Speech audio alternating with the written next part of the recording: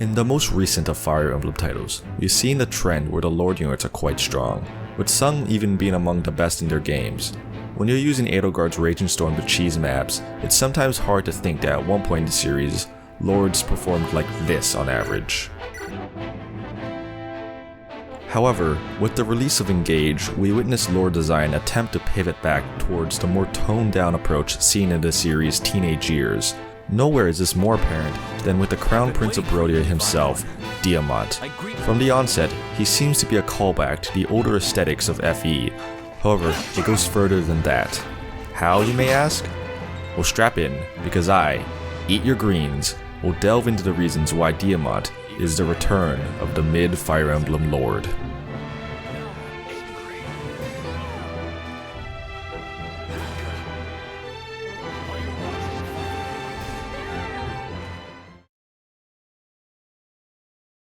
Yes, by technicality.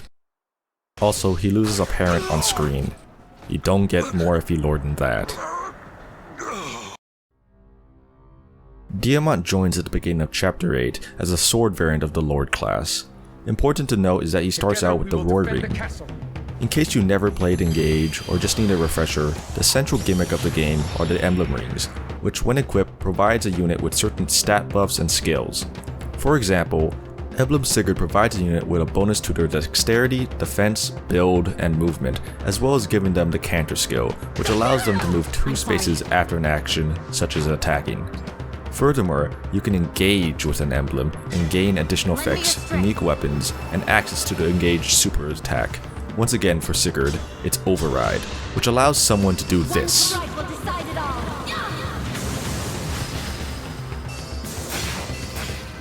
Very nice. Now Roy is a far more unique emblem, giving a sync bonus to HP, strength, and resistance, as well as the skill Hold Out. When engaged, he grants the Engage skill Rise Above, which boosts a user's level by 5 and in turn increases the unit's stats based on how much those level ups would have granted. Simply put, he gives you a bunch of stats. Also, he sets things on fire. I say unique and not good. Personally, I just kind of think Roy is okay, but doesn't really offer anything crazy, especially not when engaged. You may be wondering why I am talking extensively about Roy and not about Diamant. Well, it's Engage, lol.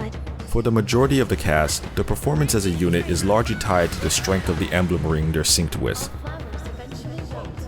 There are exceptions such as Ivy and Hortensia, who have the privilege of having unique flying magic classes. For everyone else, they must deal with strictly being built different with their stats in order to make the cut on your team and perhaps get the luxury of an emblem ring. Where does that leave Diamant, you ask? Okay, I find it incredibly funny that our Vanguard Crown Prince of Barovia here actually spends the opening turn of his debut map actually doing zilch. Practically every standout unit prior to him is given a subtle, or not so subtle, nudge as to what they can do in their introduction.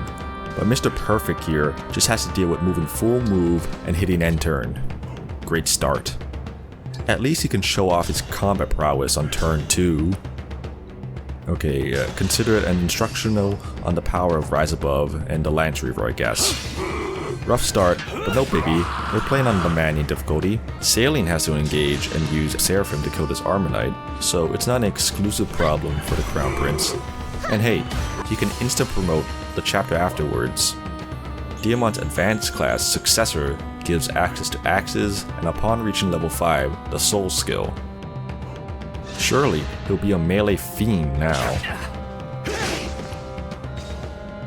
So, what the hell? So basically, without Rise Above, he just doesn't do anything. Perhaps if we just ride it out, we might get enough stats to hit consistent thresholds. Maybe Soul makes him an unkillable tank. Father, the emblem rings. Well done. Now the rings are in my possession. Roy! I can't do this without you. At least everyone is on the same page now. It does not look so good to me. Unfortunate. The introduction of this guy, this wholesome jelly donut addict, begins the nightmare that engulfs Diamant's aspirations of being a core on your team aflame. From Kagetsu onward, you're handed out the equivalent to the FE7 late game pre-promotes that essentially give the middle finger to your training projects that could be lagging behind. And yes, Diamant is a project unit. Even with Roy, he was failing to impress. You're saying that you want our warrior prince here to go off without him? To further drive how dire this whole ordeal is, here's Sapphire, who joins on chapter 19.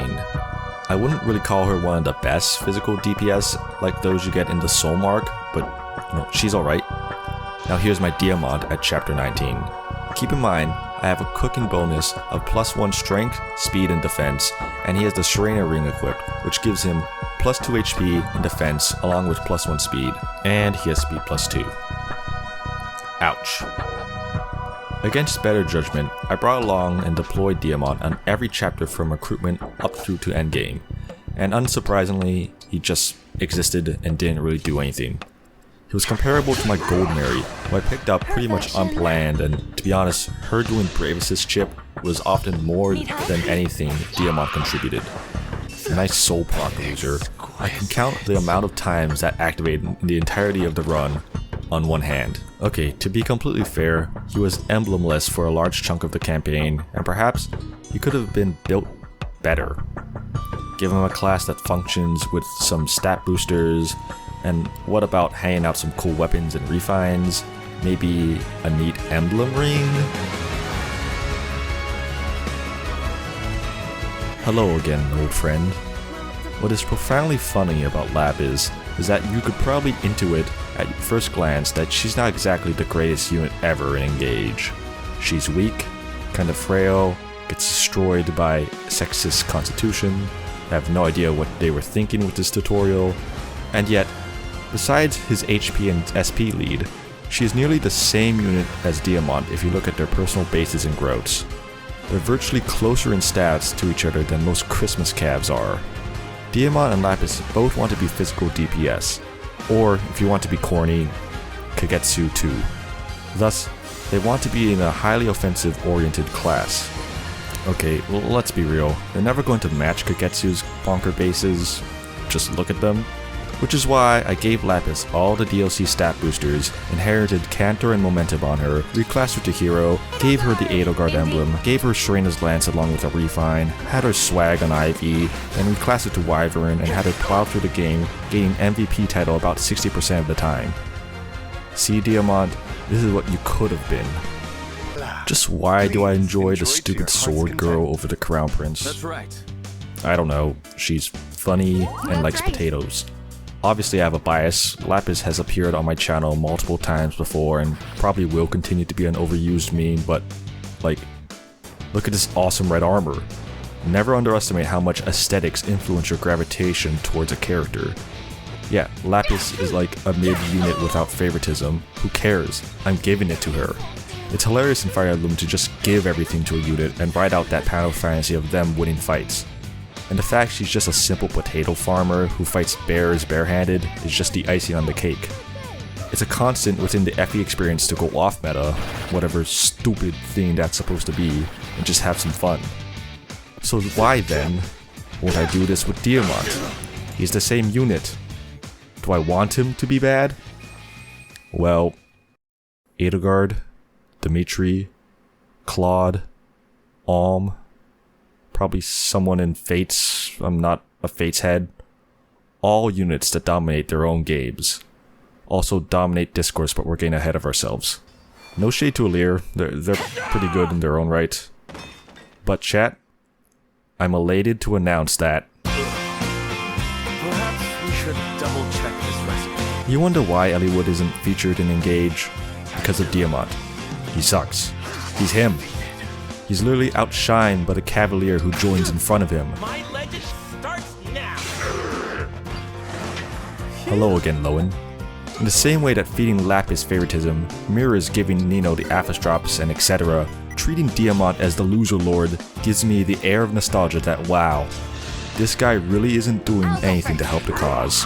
This callback to older lore design harkens back to the good days, where we pretend that their title indicates importance in your army.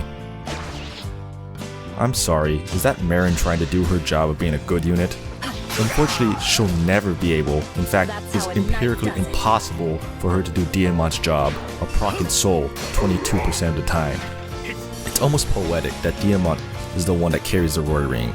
It's emblematic of his failure to live up to our expectations, just as Roy once disappointed us by simply being a deadweight riding backseat on Clarine's horse while the rest of his army was busy doing the work. However, hear me out here, I think Diamant might be worse than Roy. That sounds like a hot take, but if you really think about it, Diamant's big goal in your army is to be your 5th best physical DPS. Roy wants to seize throne. Roy can provide semi-accurate chip, effective damage from Rapier, and fire support to your Christmas Cabs and Marcus.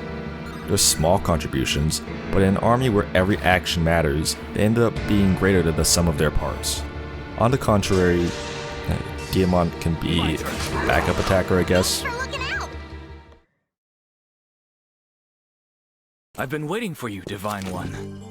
I greet you as the Crown Prince of Brodia.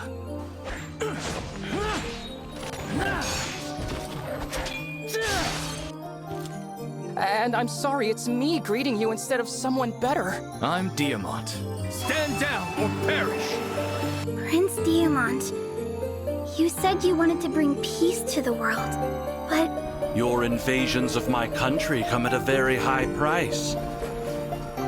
This is the Kingdom of Warriors. Here, the weak serve the strong. Brodia is a kingdom of warriors. It does have a regrettable history of seizing territory by force, and it is true that some people in Illusia have been hurt by...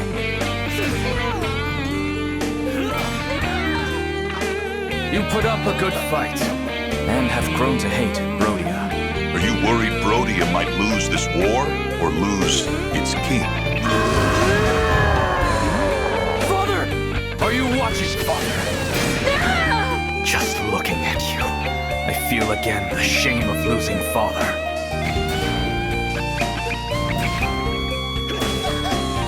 I've been afraid of magic. This is my weakness. Was I a good son? I should have asked you that sooner. It is my duty to show the emblem entrusted to Brodia a spectacular fight. This will be quite the battle then. Come on, Diamant, fight!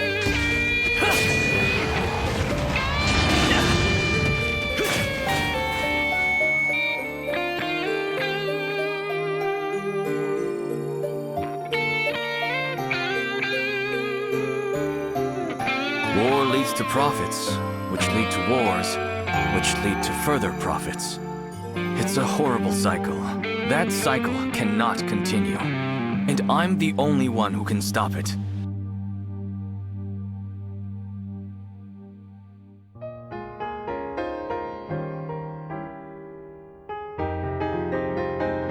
In the quest to create a character more in line with the series' older titles, Engage's Diamant ends up being more outclassed than the mediocre predecessors he's trying to tribute. Roy has his supportive attributes. Eliwood gets a horse. Lyn and Erica have cool effective weapons. Pathradian's Ike has his endgame with Ragno. The Crown Prince of Brodia gets a proc skill that never activates. Sure, I'm being hyperbolic by comparing him to the likes of some of these examples, as his combat overall isn't as hopeless. However, that almost makes me like him less. I think it would have been funnier if he was worse. It'd be an accomplishment.